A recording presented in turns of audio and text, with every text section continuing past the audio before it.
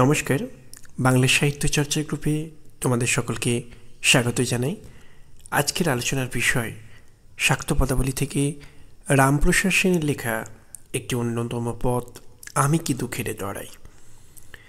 প্রথমেই বলি যে রামপ্রসাদ সেন, যাকে ভক্তির আকুতি পর্যায়ের শ্রেষ্ঠ কবি বলে আমরা জানি, তার পদের মধ্যে মাতৃ আরাধনার যে রূপ তিনি আমাদের সামনে এনেছেন, সেখানে বারবার যেটা আমরা লক্ষ্য করব, মা এবং সন্তানের একটা স্নেহ বাৎসল্যের আবেদন। জগজ্জননী শ্যামা তাকে তার ঐশ্বর্য রূপ বা ভয়ঙ্কর একটা রূপ বা ভয়ঙ্করী রূপে তাকে কল্পনা করার সেই যে রূপটা, সেখান থেকে তাকে সরিয়ে নিয়ে এসে তাকে একেবারে স্নেহময়ী এক মা রূপে তাকে মায়ের আসনে বসিয়ে, নিজেকে ভক্ত না বলে নিজেকে সন্তানের আসনে বসিয়ে রামপ্রসাদ সেন শক্তি সাধনাকে, আমাদের বাঙালির সহজাত যে মাতৃ আরাধনা, মায়ের প্রতি ভক্তি, মাকে ভালোবাসা, মায়ের সঙ্গে সন্তানের বাৎসল্য প্রতি বাৎসল্যের যে সম্পর্ক, সেই চিরকালের শাশ্বত স্নেহ ভালোবাসার সম্পর্কের প্রেক্ষাপটে, মান অভিমানের প্রেক্ষাপটে স্থাপন করেছেন রামপ্রসাদ সেন। সেই জন্যই না তাঁর ভক্তের আকুতি পর্যায়ের গানগুলো, যা অষ্টাদশ শতাব্দীর প্রেক্ষাপটে সেদিনের মানুষকে একটা মুক্তির পথ, একটা দিশা, একটা অন্ধকারাচ্ছন্নতার যে পরিসর সাধারণ নিম্নবিত্ত থেকে সাধারণ মানুষের জীবনে কিংবা আপামর মানুষের মধ্যে সেদিনের অষ্টাদশ শতাব্দীর রাজনৈতিক পালাবদলের সেই সংকটাপন্ন সময়ে নিঃসন্দেহে রামপ্রসাদের গান, প্রসাদী সঙ্গীত একটা মুক্তির বার্তা এনেছিল, পথ দেখিয়েছিল। শুধু তাই নয়, সেই গানের সবথেকে বড় বিষয় হচ্ছে জীবনটাকে গ্রহণ করা। ভালো মন্দ যাহাই আসুক সত্যের লও সহজে, রবীন্দ্রনাথ ঠাকুরের কথা। কিংবা রবীন্দ্রনাথ ঠাকুরের আরও একটা কথা আমাদের ধার নিতে ইচ্ছা করে, দুঃখ যদি না পাবে তবে দুঃখ তোমার ঘুচবে কবে। এই যে কথাটা, সত্যিই তো সেই মধ্যযুগের কবি আমাদের রামপ্রসাদ সেনও মধ্যযুগের কবি, কিন্তু তারও অনেক আগে সেই চণ্ডীমঙ্গলের কবি মুকুন্দ চক্রবর্তী, তিনি দুঃখবাদী নাকি জীবন রসিক, এই নিয়ে একটা সমালোচনা আছে। তার কাব্যে বারবার দুঃখকে দেখতে পাই, পশুগণের ক্রন্দন, ফুল্লরার বারোমাস্যা। কিন্তু সত্যিই তো সেখানে দুঃখ থাকলেও সুখও আছে, প্রাপ্তিও আছে। দুঃখকে তিনি কিভাবে দেখেন না, তিনি দুঃখকে দেখেন জীবনের পার্ট, একটা অংশ হিসেবে। সুখ আর দুঃখ দুটো নিয়েই তো জীবন। সুখ আর দুঃখ চক্রাকারে ঘুরছে, দুঃখ থেকে সুখ, সুখ থেকে দুঃখ। আজকের দিনেও তো আমরা প্রত্যেক যারা আমাদেরকে অনুপ্রাণিত করে মহাপুরুষেরা, তারাও তো বলেন যে দুঃখ থাকলে সুখ আসবে, সুখ থাকলে দুঃখ আসবে। দুঃখ জীবনেরই পার্ট। শুধু সুখকে নিলে জীবনকে পরিপূর্ণরূপে গ্রহণ করা হয় না। দুঃখের সাথে জীবনের পরিপূর্ণ সামঞ্জস্যই জীবন। এবং যিনি জীবন রসিক, তিনি সুখকেও যেমন দেখাবেন, দুঃখকেও তিনি দেখাবেন। তাই তো নজরুল দারিদ্র্য কবিতায় দারিদ্র্যেরও জয়গান গেয়েছেন। দারিদ্র্যই তো তাকে মহান করতে সাহায্য করেছে। আসলে দুঃখ, অভাব, দারিদ্র্য এগুলো মানুষকে তার নিজেকে চিনতে, সমাজটাকে চিনতে, বাস্তবতাকে চিনতে, নিজের স্বরূপটাকে চিনতে সাহায্য করে। দুঃখ ভূমাকে চেনায়, আপন স্বরূপকে চেনায়, ঈশ্বরকে চিনতে সাহায্য করে। আমরা বলি না যে দুঃখ যখন আমরা পাই, আমরা বলি না ঈশ্বর আমাদের পরীক্ষা নিচ্ছেন। এই দুঃখ ঈশ্বরের দেওয়া। দুঃখ দিয়ে তিনি আমাদেরকে পরীক্ষা নিতে চাইছেন। এই দুঃখের সাগর একদিন পার হয়ে যাব, ঈশ্বরই পার হতে সাহায্য করবেন। আমাদের এখন লড়াই করতে হবে। দুঃখ যখন ঈশ্বর দিয়েছেন, সুখও তিনি দেবেন, তিনিই শক্তি দেবেন এই দুঃখকে পেরিয়ে যাওয়ার যে পথ, সাঁকোটা, সেখানে আমার হাতটাকে ধরতে, ব্যালেন্সটাকে রক্ষা করতে।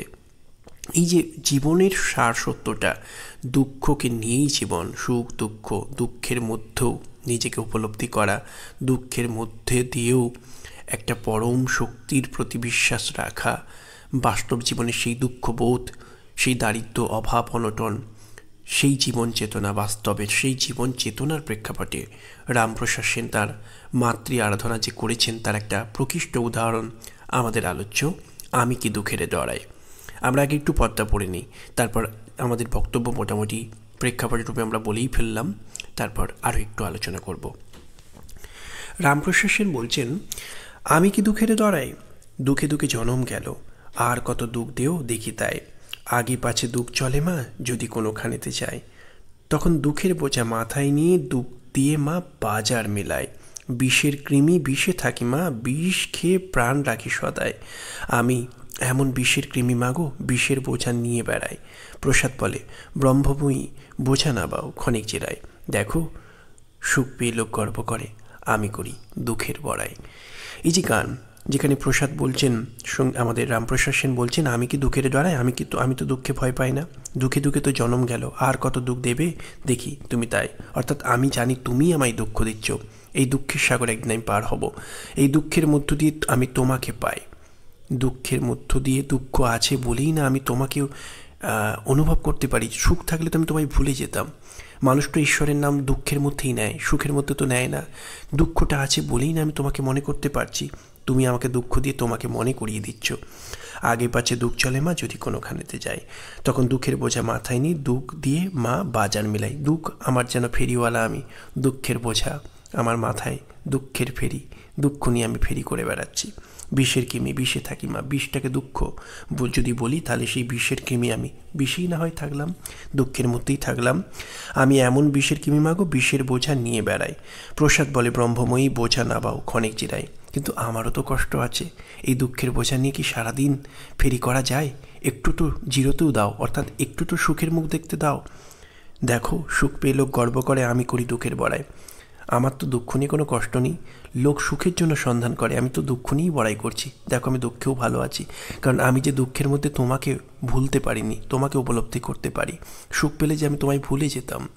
এই যে রামপ্রসাদ এত কথা বললেন, দুঃখকে তিনি ভয় পান না, দুঃখের মধ্য দিয়ে তিনি চৈতন্যময়ী শ্যামাকে উপলব্ধি করেন। শ্যামা আছেন তাই তো দুঃখ, দুঃখের মধ্য দিয়েই না তিনি শ্যামার চিন্তায় মশগুল থাকেন। বাস্তব জীবনের দুঃখ দারিদ্র্যের মধ্যে এই যে মা শ্যামার কল্পনা, শ্যামাই দুঃখ দিচ্ছেন, পরীক্ষা করছেন, এবং সেই জন্য দুঃখকে তিনি ভয়ও পান না। বাস্তব জীবনের দুঃখ কষ্টের মধ্যে শ্যামা মায়ের চৈতন্যময়ী মূর্তিকে, শ্যামা মাকে কল্পনায় উপলব্ধি করবার যে আবেদন, নিঃসন্দেহে পথটিকে শাশ্বত করে রেখেছে। দুঃখ আর সুখ নিয়ে যে জীবন, দুঃখ পেলে যে ভয় পেলে চলবে না, রামপ্রসাদ সেই বার্তা দিচ্ছেন।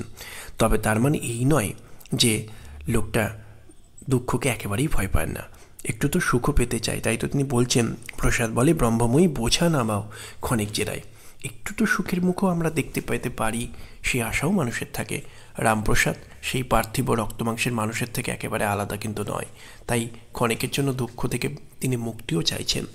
আমরা তো মাগো তারাও শঙ্করী পদ্মার মধ্যেও দেখব, সেখানেও রামপ্রসাদ বলেছেন কোন অবিচারে আমার পরে করলে দুঃখের ডিগ্রি জারি। কেন আমার পরে তিনি দুঃখের শাসন জারি করলে, সেখানেও তো তিনি বলছেন আমায় ফিকিরে ফকির বানায় বসে আছো রাজকুমারী। তুমি তো সকলকে অনেক কিছু দিয়েছ, ওই যে পান বেচে খায় কৃষ্ণ পান্তি, তারে দিলের জমিদারি, হুজুরে দরখাস্ত দিতে কোথা পাবো টাকা করি, আমায় ফিকিরে ফকির বানায় বসে আছো রাজকুমারী। তাহলে এই যে পথ, এখানেও তো তিনি বলছেন কোন অবিচারে আমার পরে করলে দুঃখের ডিগ্রি জারি। তিনি সন্তান হিসেবে মায়ের কাছে বলছেন, অভিমান করছেন, কেন আমার পরে দুঃখের এত বোঝা, সকলকেই তো তুমি অনেক কিছু জমিদারি দিয়েছো, আমাকে কেন দিচ্ছ না? আমি যে কোথাও কোনো অভিযোগ জানাবো, তার জন্য যে পয়সা লাগবে সরকারের কাছে অভিযোগ জানাতে, সেটুকুও যে আমার নেই। ফলে তিনিও দুঃখে ক্লান্ত কখনো কখনো, কিন্তু তবুও সবটা মেনে নিয়েছেন। দুঃখের মধ্য দিয়ে জীবনের পরিপূর্ণতাকে সন্ধান করছেন, ক্ষণিক সুখও তিনি পেতে চান, কিন্তু দুঃখকে তিনি ভয়ও পান না। অর্থাৎ এখানে একটা জিনিস বুঝতে পারি যে বাস্তব জীবনে দুঃখ রামপ্রসাদের ছিল। তিনি বলা যেতে পারে কৃষ্ণচন্দ্রের মোহরীর কাজ করতেন, অভাব অনটন তাঁর জীবনে ছিল।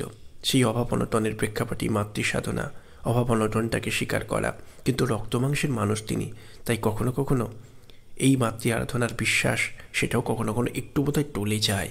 তাই তো তিনি বলেন কোন অবিচারে আমার পরে করলে দুঃখের জিগিরি জারি।